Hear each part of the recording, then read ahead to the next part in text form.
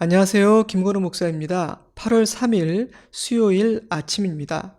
오늘 묵상할 본문은 시편 89편입니다.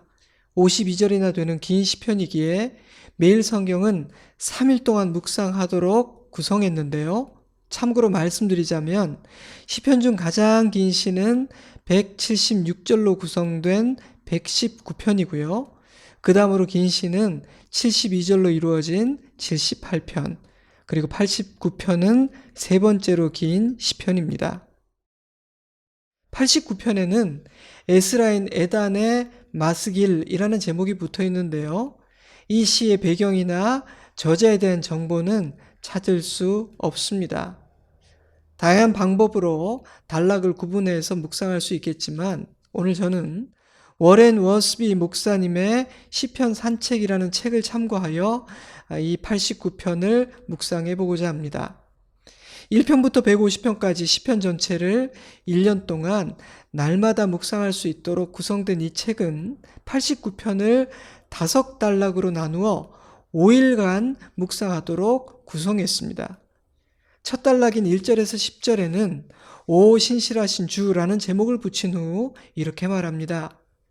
최근에 하나님의 신실하심에 관해 생각해 본 적이 있는가? 우리는 우리 자신의 성실함과 믿음에만 지나치게 신경을 쓰는 경향이 있다. 그러나 그리스도인들이 승리할 수 있는 이유는 우리가 성실하기 때문이 아니라 절대로 우리를 실망시키지 않으시는 하나님의 신실하심에 있음을 잊어서는 안 된다. 하나님의 인자하심과 신실하심은 시편 89편의 핵심 주제입니다. 때문에 이 시는 이렇게 시작되죠.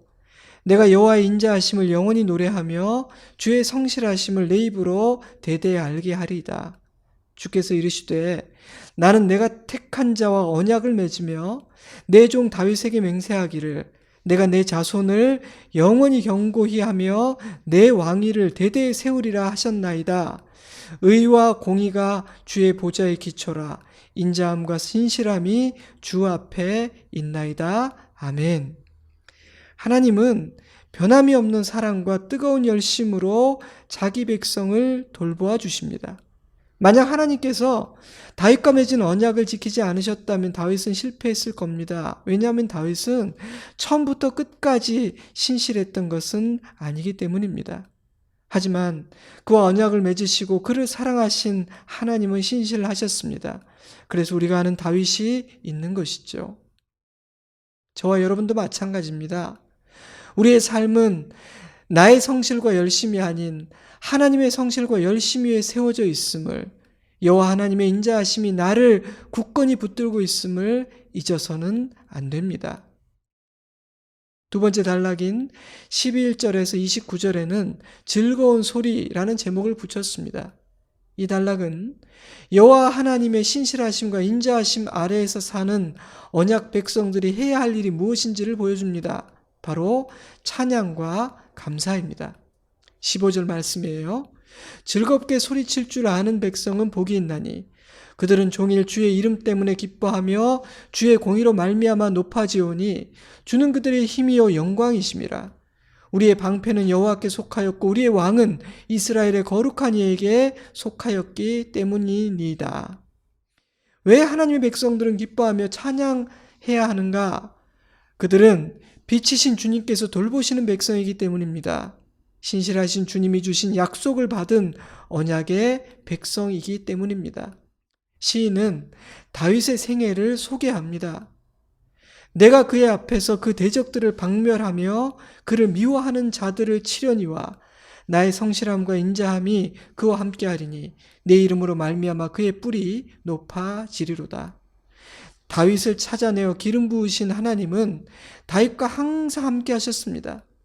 그를 원수로부터 지키셨고 그를 높이셨습니다. 파멸한 것은 다윗이 아닌 다윗을 해하고 죽이려 하던 원수들이었습니다. 하나님은 다윗에게 이렇게 약속하셨습니다. 28절 그를 위하여 나의 인자함을 영원히 지키고 그와 맺은 나의 언약을 굳게 세우며 또 그의 후손을 영구하게 하여 그의 왕위를 하늘의 날과 같게 하리로다. 아멘. 사랑하는 성도 여러분, 이 약속은 단지 다윗에게만 주신 약속이 아닙니다. 그의 후손들도 그 약속을 받은 자들입니다. 다윗의 하나님은 나의 하나님이십니다. 그러므로 다윗을 지키시고 인도하신 하나님의 인자하심과 성실하심은 나를 향한 것이기도 합니다. 아멘. 세 번째 단락 30절에 37절에는 깨지지 않는 언약이라는 제목을 붙였습니다. 34절 내 언약을 깨뜨리지 아니하고 내 입술에서 낸 것은 변하지 아니하리로다. 내가 나의 거룩함으로 한 번 맹세하였은즉 다윗에게 거짓말을 하지 아니할 것이라. 아멘. 하나님이 하실 수 없는 일 중 하나는 거짓말입니다. 하나님은 자신의 말씀에 신실하시며 하신 말씀을 절대 바꾸지 않으십니다. 때문에 우리는 하나님의 말씀을 붙들 수 있으며 주신 약속을 의지할 수 있습니다. 민수기 23장 19절 말씀, 하나님은 사람이 아니시니 거짓말을 하지 않으시고 인생이 아니시니 후회가 없으시도다. 어찌 그 말씀하신 바를 행하지 아니하시며 하신 말씀을 실행하지 않으시랴. 그러므로 말씀 안에 있는, 약속 안에 있는 성도는 안전합니다. 나를 향한 하나님의 마음이 바뀌지 않았을지, 혹시 말을 바꾸지는 않으실지 염려할 필요가 없습니다. 하나님은 거짓말을 않으시며 약속을 반드시 지키시는 신실하신 하나님이시기 때문입니다. 그러므로 하나님의 말씀을 의지하고 약속을 굳게 붙드는 자야말로 진정 지혜로운 사람입니다. 여러분, 나는 지혜로운 사람인가요? 주님이 다 하시니, 알아서 하시니 우리는 가만히 있기만 하면 되는 걸까요? 주님은 우리에게 순종을 요구하십니다. 30절 만일 그의 자손이 내 법을 버리며 내 규례대로 행하지 아니하며 내 율례를 깨뜨리며 내 계명을 지키지 아니하면 내가 회초리로 그들의 죄를 다스리며 채찍으로 그들의 죄악을 벌하리로다. 물론 그런 순간에도 나의 인자함을 다 거두지는 않겠다 덧붙이시지만 죄를 가만히 두고 보지는 않을 것이라고 엄중히 경고하십니다. 사랑하는 여러분, 여호와 우리 하나님은 경외해야 할 왕이심을 잊지 마시기 바랍니다. 하나님의 인자와 성실을 오해하거나 이용해서는 안 된다는 뜻입니다. 네 번째 단락 38절에서 45절에는 아래로 아래로라는 제목이 붙어 있습니다. 하나님의 엄중한 경고에도 불구하고 이스라엘은 하나님께 등을 돌리고 죄를 범합니다. 때문에 하나님은 그들을 징계하십니다. 하나님은 의미 없는 말을 하지 않으십니다. 분명히 징계하실 거라고 말씀하셨지 않습니까? 하나님께서 진노하실 때 어떤 일이 벌어졌습니까? 주께서 노하사 그의 관을 땅에 던져 욕되게 하셨으며 그의 모든 울타리를 파괴하시며 그 요새를 무너뜨리셨으므로 탈취를 당하며 욕을 당하나이다. 이어지는 문장은 읽어드리지 않았는데요. 저에게 가장 인상적인 표현은 주님께서 대적들의 오른손을 높이시고 이스라엘의 칼날은 둔하게 하여 전장에서 버틸 수 없게 하셨다는 말씀입니다. 그동안 이스라엘이 승리할 수 있었고 보호받을 수 있었던 이유는 하나님께서 그 대적들의 손을 묶으셨기 때문이지 이스라엘이 강했기 때문이 아니라는 말씀이죠. 그런데 이스라엘 백성들이 하나님의 말씀을 무시하고 죄를 범하자 하나님은 그 모든 울타리를 거두어 버리셨습니다. 여호와의 인자와 자비와 성실이 끊어졌습니다. 그러자 어떤 일이 벌어집니까? 수치를 당합니다. 아무나 만만히 보는 나약한 처지가 됩니다. 백전백승하던 이스라엘은 백전백패하는 처참한 지경에 이르게 됩니다. 왜입니까? 하나님께서 자기를 버리고 더 이상 의지하지 않는 불순종하는 이스라엘 백성들을 떠나셨기 때문입니다. 하지만 그들에게 주어진 호된 징계는 그들에게 허락된 회개의 기회이기도 했습니다. 지난주까지 묵상했던 히브리서에는 이런 말씀이 있어요. 12장 5절입니다.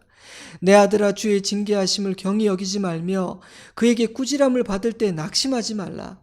주께서 그 사랑하시는 자를 징계하시고 그가 받아들이시는 아들마다 채찍질하심이라. 무릇 징계가 당시에는 즐거워 보이지 않고 슬퍼 보이나 후에 그로 말미암아 연단받은 자들은 의와 평강의 열매를 맺느니라. 아멘. 그러므로 매를 맞아야 할 때는 맞아야 합니다. 매를 맞아야 할 때고 혼이 나야 할 때인데도 혼을 내지 않으신다면 그것이야말로 진짜 문제인 것입니다. 여러분, 징계를 받고 아니고보다 더 중요한 사실은 나의 실수와 잘못으로 인해 혼이 날 때에 어떻게 반응하느냐입니다. 마지막 단락은 그 주제를 다루죠. 마지막 5번째 단락 46절에서 52절에는 기억하소서라는 제목을 붙였습니다.